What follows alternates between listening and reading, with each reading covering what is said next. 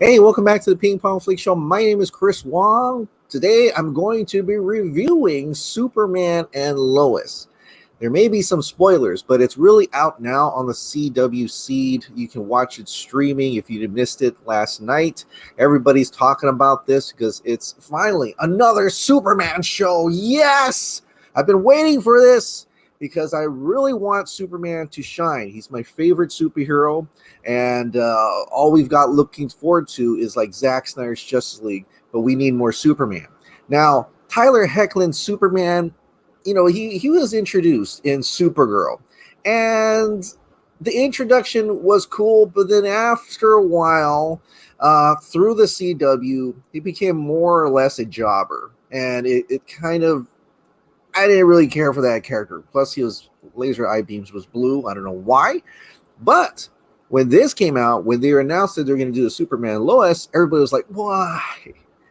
Why? Oh, someone else or a new interpretation." And that was what I was kind of thinking as well. But then, like I said, I saw the trailer and I was impressed. I was impressed by the cinematic feel to it. I was impressed how the story seemed to be, of course, based on Superman, but it was like a different interpretation because this is like Superman having a family, which is, their tagline: "Saving the world starts at home." So it's a different type of Superman. And it is Superman, but it's like a later in life Superman when he's trying to settle down. So I was kind of like, okay, let's see where this goes. Because, like I said, it's a cinematic feel to it. The acting was more not as hokey as a lot of CW shows are. And there seems to be a great deal of emotion coming into this version, right? So I was like, okay, let's check it out. They're going to have a 90-minute premiere. Well, you said 2 hours, but there's commercials. And so there's going to be a long premiere. And then I was going to check it out, and I did. I did it last night, and I slept on it, and here I am in the morning. Superman and Lois. Well, let's get into it. Well, it is about family, and that's one of the things that I'm generally, genuinely impressed at. That the story is past beyond like the introduction of Superman, like Man of Steel. It's past beyond like Christopher Reeve's Superman. It's later than Lois and Clark's Adventures of Superman. This is a different era for Superman. In fact, it's a compelling one because I know a lot of people are trying to compare all the Superman, but you shouldn't, because this is a different age. Lois is a lot older. They have kids that are older, and they even explain why Superman looks young. I think Alana inside the shows is like, how come you don't look like you're a day older than you were when you were in Smallville or something? And Lana looks older. They have kids as well, and it's like, okay, I get it. I get what they're trying to set the tone is. This is not. It's more or less is about Superman dealing with non-Superman things. He does deal with Superman things, but it's like an afterthought at this point. It's kind of like something that he has to deal with because that's part of his life. What it is, it's Superman dealing with real life stuff, dealing with loss, dealing with family, dealing with two different kids. I've got three boys, and they're all different. I get some of the things that are happening there, dealing with tantrums, dealing with mental illness, dealing with a whole ton of stuff, and trying to keep his life in a balance, trying to be Superman, but failing as Clark. Like it's like he's trying to be a father, he's trying to be a son, he's trying to be a superhero, he's trying to work. Like they need money. It's like all these things that a lot of people, a lot of stories tend to try to shy away and just focus on the superhero element of it. So I almost want to say this is more about the man than the Superman, and the Superman part of it is his job. It's his that's the reason why he needs to still focus on that, because that's kind of who he is. He's Superman. That's his number one job, to save the world. In fact, Lois Lane's father, who comes in here, Sam Lane, said something great. You loved Clark Kent, but you married Superman.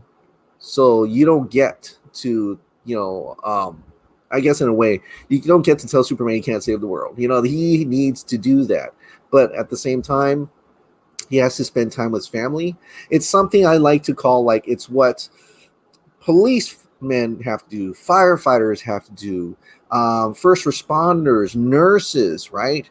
They have their job of doing this, really thankless job of saving lives every day. But they also have a family. And a lot of those times, those marriages and families don't work out because it's a big it's a big job to save people, right? And so I like that conversation is within this whole, pilot. I don't know if it's going to be the entire series, but according to the pilot, it's really good. In fact, I actually enjoy these moments more. Seeing Clark trying to get through life, difficulties of life, mortgages, reverse mortgages, farms, and going to be a farm, moving, dealing with his children and things like that. It's just, I love it. That's the part that I love out of this whole thing. But of course, it's Superman, right? We're talking about Superman. And I've got to say, it's more about Superman than Superman and Lois. Yes, Lois is in there, but to me, right now, within the story, she doesn't have much to do. I think she's just his rock, just his kind of person to keep him calm, keep him focused, and says, you got to do this, you got to do that, which is a strength and skill in itself. And that's what every a significant other tried to do to keep the balance in life, right? To keep the balance in the family, and she does that very well. But I'm hoping to see a little bit more of that Lois action in terms of journalism. Of course, that's kind of impossible right now because they've both been fired from the Daily Planet, laid off. So will she get into those skill sets and that kind of story? I don't know. But at this time, they just tried to make have a life and a family and grow in Smallville. So mostly it's about Tyler Hoechlin. Tyler Hoechlin's Clark Kent, I was impressed. I think he found his Superman moment here. He found his character here. A family man Superman in the far future. And I think this is where he truly shines. This finally we have a Superman from Tyler Hoechlin that I can appreciate. Like, I did not like him too much. Like, in the beginning, I thought he was going to be kind of cool in Supergirl, but then later on, I was just like, oh, God. Yeah, not really. But so I'm happy he found his moment here. He was able to show a lot of different emotions here. Like I said, loss, trying to be a father and everything. I was genuinely impressed by how he soared in this Superman Lois. As Clark Kent. And he does good as Superman as well. And there are some homages as well. I've seen this floating around before I even watched it. And this seemed to be a lot of big concern. Yes, that's the Max Fleischer Superman suit in a 30-second scene as an homage. This was in the beginning when I guess Martha made him his suit for the first time. He maybe saved someone for the first time, and they're all, and he gets to wear that with Red Titus. But for the majority else, other than this 30-second scene, he is pretty much this Superman. He looks like that, looks fantastic. The suit is great for the most part. There are scenes where he does a lot more movement and it becomes a little frumpy in areas. So it's not exactly. If he's standing and doing certain slow movements, it looks fine. Once it gets a little bit faster and, in certain aspects when he's moving around, it kind of frumps up. So I didn't that doesn't look so good. But for the most part, it looked pretty good. Like, it's way better than the CW version that he had before. So I'm glad he got this. He looks bigger. He looks more Superman, and he does stand up straight and kind of flex out, so he's like, you can tell he's like a different character towards him than the Clark character. So that's awesome. So that's one of the biggest, the best moments out of this. And also he has red laser eye beams. Yes, I've been waiting for red laser eye beams. He needs to have red laser eye beams. I'm sorry. You can do all different creative liberties, but Superman's got to have red lasers, red eye beams, and he does, including somebody else in this show, which is, I'll get to that in a moment. But yeah, so that is a great scene. This was a great homage to in this scene, because he does what Superman Christopher Reeve done in Superman 3. If you know Superman 3, they had a chemical reaction and a chemical, what was that? Something happened. So there's this, it was going out of control, and so it was heating up, and so he has to cool it down. So he does the same thing as what Christopher Reeve does. He goes to the nearest lake, freezes up a whole body of ice, water into ice, and then melts it over the thing. This is a little bit of slower process and probably more realistic process than the one in Christopher Reeve, but enjoyed the same. So it brought me back to that Superman 3 movie. Also, this was another homage, I would believe, to Superman Returns. Getting kryptonite stuck and stabbed into you and snapped off. That can't be good. So he starts falling towards, falling down, and, Superman Brandon Routh, Superman Returns style. So there's definitely an homage to that as well. Though I found out really, it seemed a little bit quicker and almost like a pushed aside when he has to take out the kryptonite by himself and then fly away, like there's, didn't really matter too much to him.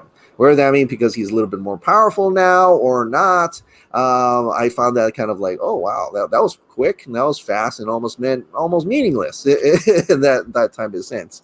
And like everything about Afterthought, there is this dude. He is the villain, per se, like the Superman villain of the whole thing. And I'm going to reveal it now. This is actually Lex Luthor. I mean, we kind of thought it was Luthor already because, the green suit and everything. We figured it was Luthor, and it is Luthor. Now, it's not John Cryer Luthor. It's somebody else. I think he's black, though, which is cool because that's almost like the Superman animated series, which that Lex Luthor, I still believe to this day that Lex Luthor was black as well. But I like it because it's a strong, like John Cryer, without the suit, he's kind of like wimpy looking and kind of like, kind of like not a, I want a powerful, confident, like, I mean, he was scary and like craziest too, but I like the Superman animated series Lex Luthor because he was big, he was strong, and so I'm glad we're probably going to get that. The ship calls him Captain Luthor. I don't know. This is probably from Crisis on Infinite Earths, the breaking apart and everything. And so we get this version of Superman, Superman and Lex Luthor. What do I mean by this version of Superman? Well, this whole dynamic, this whole story, there is nothing about Supergirl. There is nothing about the other Crisis on Infinite, other Earths and stuff. In fact, some of the baby reveals and how he proposes to Lois, it's different from the other CW, from where we've seen him in Supergirl and so on and so forth. So I'm wondering and he also has red laser eye beams. So I'm wondering if this is a different Earth where it's just Superman.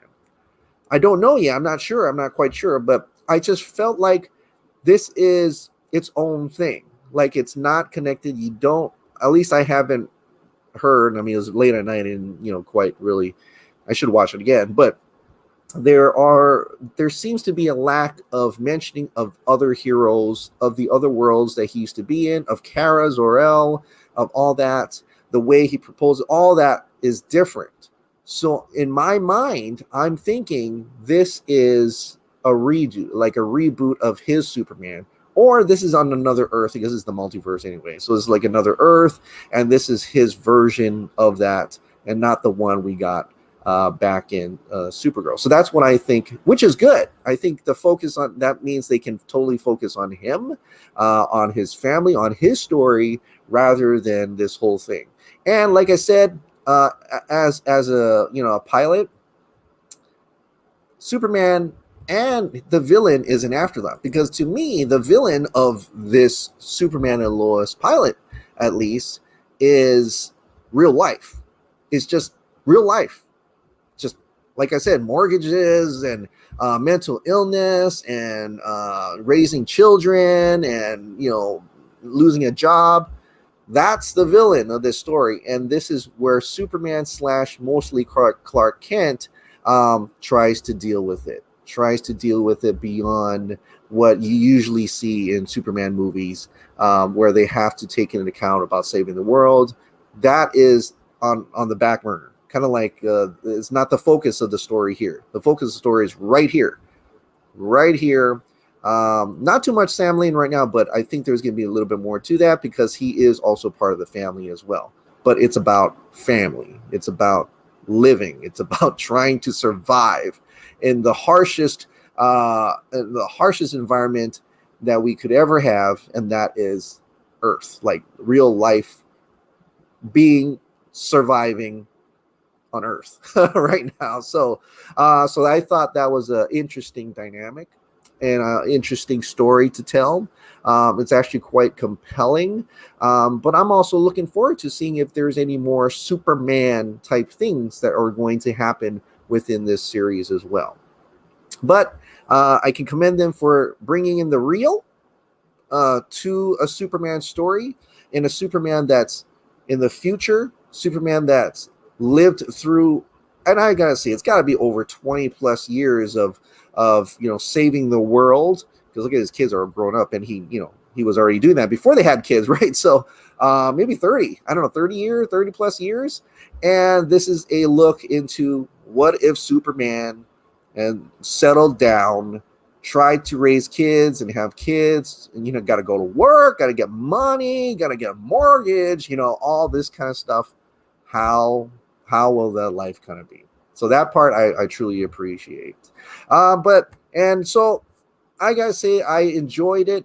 I enjoyed this little pilot. Looking forward to seeing what else happens in this story. But like I said, I have other issues with certain things in terms of some of the action. It's not really a Superman. It's not really a Superman thing. It's like so I'm wondering if there's going to be more saving the world elements. I'm probably, that's where Luthor comes in to be that, shake it up a little bit, and not just an afterthought. Hopefully later on, probably. So we'll see. We'll find out.